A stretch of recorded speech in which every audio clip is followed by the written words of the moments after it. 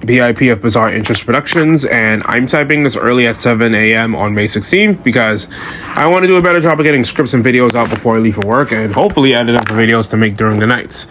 And one of the reasons why I don't review the Beyblade X anime, despite there being a big hole in YouTube's market sphere, is the language barrier.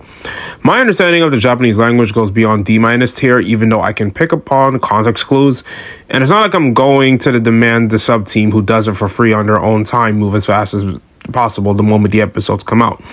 So whenever something happens, I make sure I watch the raw clips uploaded to keep up and make my first impressions, but I don't always like to judge without full context, which is why the episode subset reviews that I used to do were shorts, but the more time passed, the harder it was to make, given how big the gap between when the episode releases and what happens now.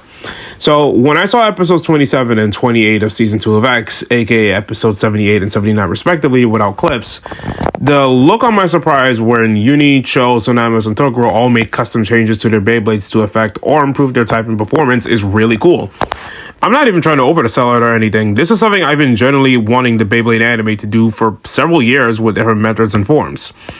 Yeah, this had me excited to talk about it because the Beyblade anime has either shied away from using customizations, had mode changes before only restricted to it by the Beyblade's original gimmicks, upgrades, or if they had mode changes, they barely used it after the halfway mark.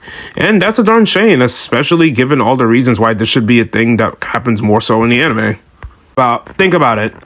Part of the reason certain characters after season 1 aren't relevant anymore is because if they don't get upgrades, there's no need to advertise their Beyblade. So if they're fan favorites, say like Tsubasa, Yu, or back in Burst, Ken early on, the story either has to give them character development and plot arcs to have them keep up with the rest of the cast, make them relevant or not as important as the other bladers so they get eclipsed by power creep or new talent, or just don't use them outside of cameos. Customization offers a better opportunity for those characters to not only switch up their battling style, but it's also an opportunity for the writers to do new things that give said characters and their blades new special moves, and arc about using character to promote them while giving them development, especially since with X, the customized Zooganic and Yggdrasil featured in these episodes use the ratchets and recolors, and it's a perfect excuse to have new characters team up with old ones, especially since it's just a wasted opportunity to not use some of the old characters. Think about how the past Beyblade series operated and how Beyblade used this, and you'll see where I'm coming from. Probably forgetting something from the original series, but in G Revolution, Daichi adjusted or made a new tip, well, Kenny made the new tip, to do better with stamina for taking on Tala, so that Daichi would have enough endurance for Strata to survive and avoid Nove Rogue, to exploit its blind spot, where after attacking it takes a while to recharge and recool and attack it. Then we had Matilda making a Pierce Hedgehog custom Beyblade that she didn't make, her teammates made, that was combined from her bit chip, Miguel's attack ring, Aaron's weight disc, and Claude's blade base. And given that they exposed Bartez for being a cheating scumbag before that, and they had nothing more to lose in the tournament, given that they were probably going to be eliminated, especially since Bartez blew up her Beyblade to take Daichi / Straya or Gaia Dragoon out of the competition, it was a powerful scene, and it does show that customization can just do more than giving a person new Beyblade, but also bringing the characters together. Then came the Metal Saga, where they had a whole episode about Benkei and Kenta switching Beyblade parts, leaving them impressed on what their Beyblades did with each other's spin tracks, so they got motivated to try new switching part techniques with everything but their layer and face bolt. And fusion wheel. They went to practice with their new base and got addicted, and we see how said changes affected their Beyblade speed, power, agility, and balance. And eventually they lose their parts when their case falls into the water while celebrating and their parts get scattered around. Which I get the message and the themes of what they were going for. Trusting in the original Beyblades and using your own strength. And they do agree parts changing is a great idea. They don't devalue it like I thought they did, and they approached it with the nuance that it needed. Which is even funnier because at the end, Kenta and Benkei end up trying new launch techniques as proof they didn't entirely learn their lesson. But Burst actually proved having new launch techniques can help you out in the long run.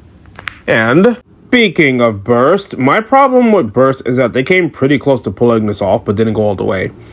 In God, removing the frame was a cool idea, but the only bladers who really mattered to using this consistently were Vault, Cisco, and Rentaro.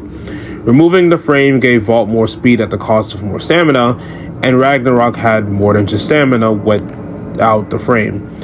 We saw what happened when Cisco attached the Vortex frame he got from Vault, or rather stole from Vault. While his defenses weren't as perfect, he had even more speed and attack to combo his roller drifts, but still had the defenses to endure ring-out level attacks and counterattack in the air. We needed more moments like these, which is why I'm a huge advocate for the anime actually including customization more. In fact, E.T. had drums customs. Having Gran and Rock was cool, even though Rock's only real moment to shine was in a Loden fight. The duality between Delta's Venom and Erase having different spinning layers were pretty solid, but Drum and Delta ended up combining their aspects into one ultimate blade later on the line. And though that's not the problem, it's not like there were a whole system based on having two different gimmicks. However, though how it happened different in the manga and anime, Delta giving Drum Master to make Master Dragon was pretty cool. In the anime, since it led to a lot of hype moments, and him, Delta, and Amane coming together as one, well, in the manga, Ignition had cracked, so Delta had lent Drum it to prove their bonds were actually, valid and such. Dynamite Battle was so close to nailing this, but they stopped trying. High mode and low mode were a great idea. Low mode offering better stability and stamina, then high mode increased attack power and defense was a solid idea. We had Ranzo using high mode after being manipulated by Ilya to have a stronger double wing cyclone that run his energy out faster. Ilya using Magma Ifrit in high mode in tandem with her wave tip rotation to avoid Louis' attacks. And Vanish counter being in high mode, allowing Vanish Fafnir 3 armor help to counter its opposing Beyblade's attacks when they pressed against the Vanish Blade, which Bell countered by having Dynamite counter work similarly. And that's it. We never got to see what these moves would be like in low mode, which, yes, technically you could argue is the base mode, but again, have more specials whose statuses are adjusted and altered. Imagine if B-Step was in low mode, so instead of it being a dodge, Magma's tips allowed it to absorb the damage and use the momentum for a counterattack. Or if Rashad tried to surpass Vault by using high mode more to end fights more efficiently, which would contribute to his arc of trying to be strong like Valkyrie but never being able to resonate with it. Or Basra masters high mode and uses Bahamut's perfect circle to enhance moment crash so hard the only way to actually beat him or burst the Beyblade is to target the center from above. But after the Battleship Cruise arc, that started to matter less, which is a really cool shame. And that's why I'm glad the X anime is using these customs as upgrades. Even just altering the color gives the vibes of doing something new each time. They either have new extreme dashes for the first time, or using an extreme dash more consistently thanks to their customs, and it helps out their customization. Toguro has always been hindered by his lack of self-worth and confidence in himself, and saw King as someone to serve instead of a person to help him push him forward. But now he wants to be strong enough to rival King and put in a balanced custom reflective of King's original Beyblade. And it's a great way to get more characters relevant and involved in the story without getting completely new Beyblades, like how half the cast would from Season 1 to Season 2, while the other half wouldn't. To use an example from a past show, imagine if Benkei had customized his top to be completely flat or similar to Flame Libra so that his bullet would have an easier time fighting Yu and Tsubasa alongside the Murray, who we saw use his ability to travel through the sand to boost Benkei's attacks.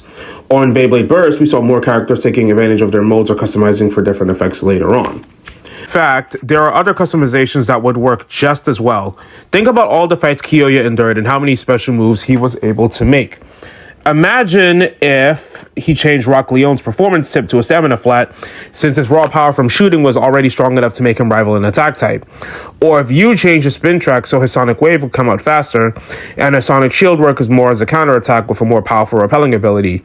Heck, as much as I respect Takumi staying true to his style, imagine if his customization was about hardening his defense even more, by having his customization include Shadow Shinobi's Ratchet with Black Shell's dot bit set so that its defenses would never waver, and if someone managed to get his Beyblade out of the sensor, the bit would make his Stone Avalanche Extreme Dash much stronger than usual. In fact, have Kenta through Metal Masters train off-screen and try to use an offensive tip, or have him train with Wang Huzhong after they're eliminated from the tournament so that he could get better for the next World Championships. After all, he teams up with them against the Garcias in a New York battle, and just say he used that experience to replicate that amount of power when he went to improve in Fury. Still, even if it's just for those 4 minor characters in X, what am I saying minor? They're supporting characters. I'm glad the Beyblade anime is finally embracing customizations again, and I hope we get to see this expanded more upon in the future. But let me know, what are your favorite forms of customization in the Beyblade anime, and what forms of customization would you wish the series implored in past or present? Thanks for watching, and BIP of Bizarre Interest Productions, signing off.